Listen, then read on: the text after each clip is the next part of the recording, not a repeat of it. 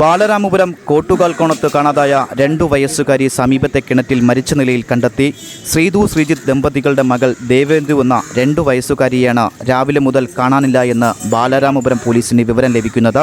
തുടർന്ന് ബാലരാമപുരം പോലീസും ഫയർഫോഴ്സും സ്ഥലത്തെത്തി വീടിന് സമീപത്തെ കിണറ്റിൽ പരിശോധന നടത്തിയപ്പോഴാണ് ദേവേന്ദുവിൻ്റെ മൃതദേഹം കിണറ്റിനുള്ളിൽ നിന്ന് കണ്ടെത്തിയത്.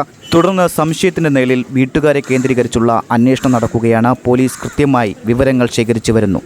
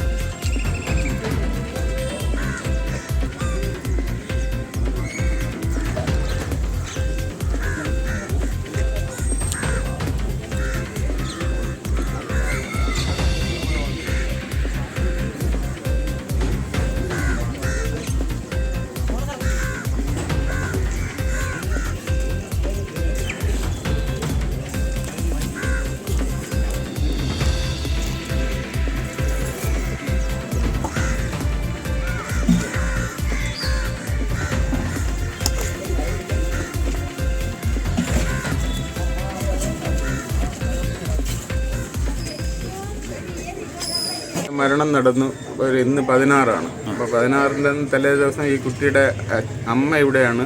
ഈ കുട്ടിയുടെ അച്ഛൻ ഇന്നലെ രാത്രിയാണ് ഇവിടെ വന്നത്.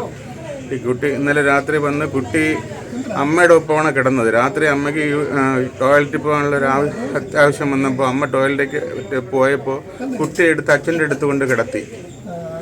അതിനുശേഷമാണിത് സംഭവിച്ചു എന്നാണ് ഞാൻ ആ കുട്ടിയുടെ അമ്മുമ്മയായിട്ട് സംസാരിച്ചപ്പോൾ അറിയാൻ കഴിഞ്ഞത്. ഞാൻ CPM-ൻ്റെ ലോക്കൽ കമ്മിറ്റി സെക്രട്ടറിയാണ്.